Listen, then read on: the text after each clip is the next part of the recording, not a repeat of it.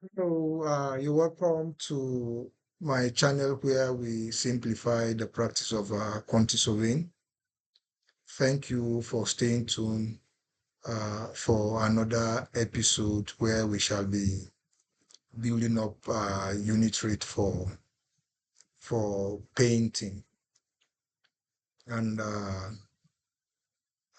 before I further the discussion, I want to solicit that if you are watching my video for the very first time, or you have been watching my videos for some time now and you are yet to subscribe to my channel, please, as you're watching this video now, just click the subscription button beneath your screen. This is the only way we can get feedback and also feel being appreciated for the little we are contributing to the practice of quantity surveying. Having said that, we know painting is divided into two. We have the screeding part and the painting itself proper. And in whatever you do when you're building up with, it's the description in the build that will determine what you are building.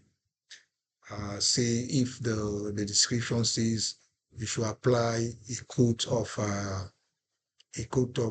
screening and two coat of painting, it is how the rates are going to be built. And if the bill also say you should apply two coats, which means one coat is to fill in the undulations, the badly rendered area on the wall. Then the second is to smoothen the screening. Then some paper before the painting will be applied. That is how you're going to prepare your rates. So having said that, there are two components when it comes to uh, screening.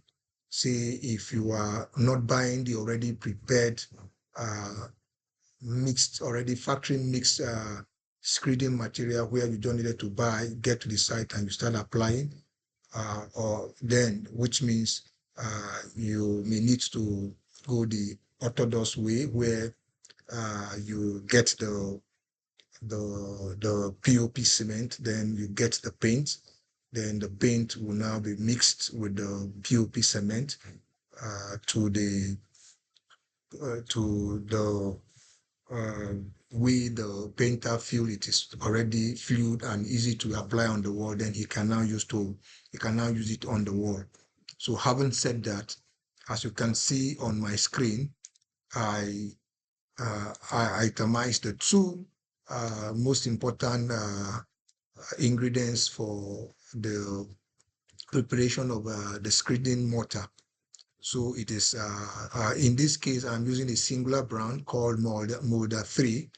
There are other different POP cement in the market which does the same job. But in this case, I'm using a Molder 3. A Molder 3 comes in 50 kg per bag. And the coverage for that 50 kg is 100 square meter, minimum of 100 square meter. If the wall is rendered properly, it will go as far as 110, 120.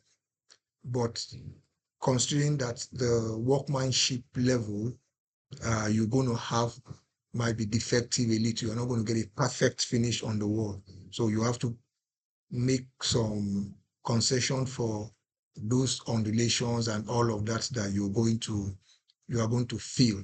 So you take 100 square meter. Then you have different varieties of paints that can be used to mix the POP cement. You have the MPs, you have the accurate paint, you have other wicks paint from other brand like the fine coat, the King's paint. You have different brand that sells weaker quality of paint that can be used for the mixing of a POP cement. So, and you need two buckets of 25 kg to mix a 100 kg bag of molder. So, as you can see, I have the parameters here, and the 100 square meter is for 2 coats.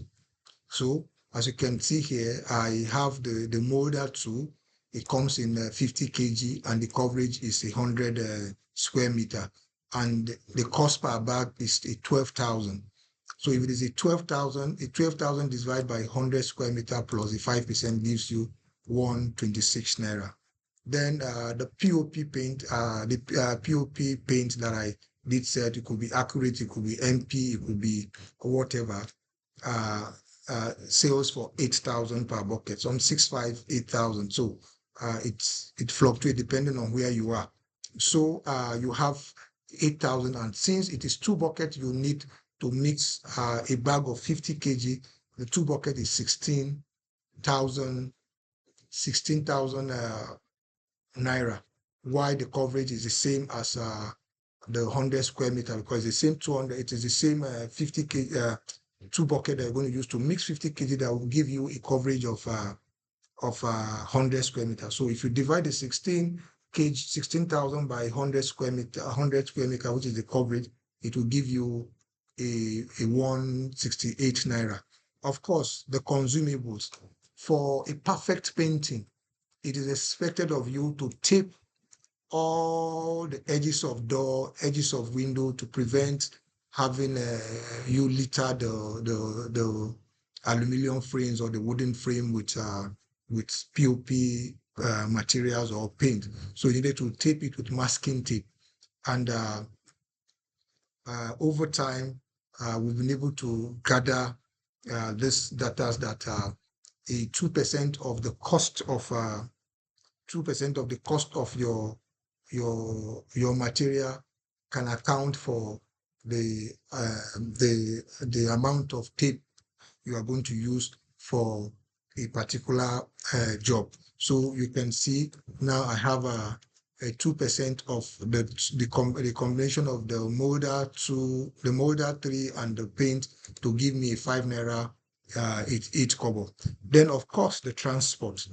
Like I will usually say in my videos, you take a typical truck, typical truck you can find in your place. What is its carrying capacity? It is a 5-ton, carrying capacity truck, and the buckets that it can carry is a 200 bucket, because if you divide the 5,000 by 25 kg, which is the weight of 1 bucket, you have a 200 bucket.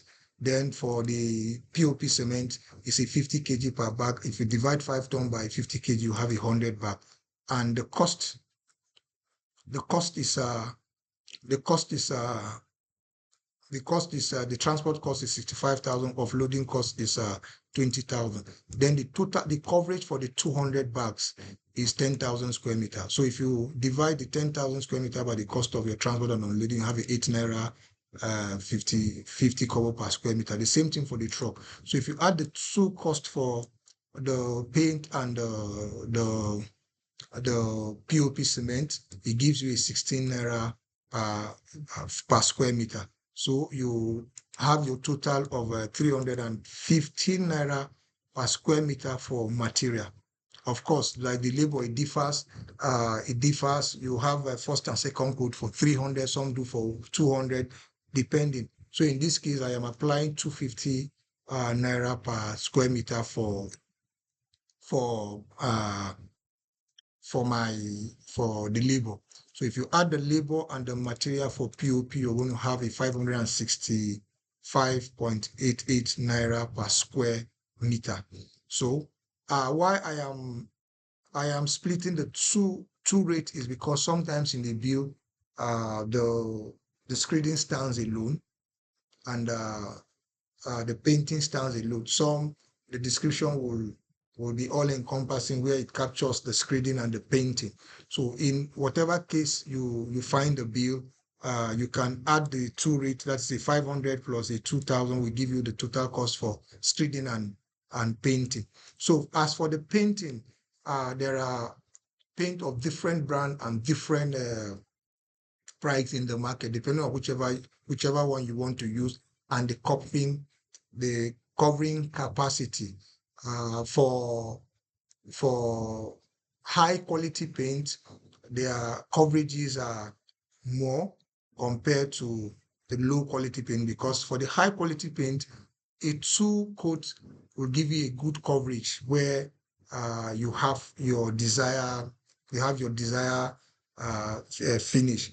But while some other paints prices are low, you have to apply three coats, even to four coats before you have a perfect finish. So whichever paint you choose to use, you check what the manufacturer data says and what is the coverage capacity.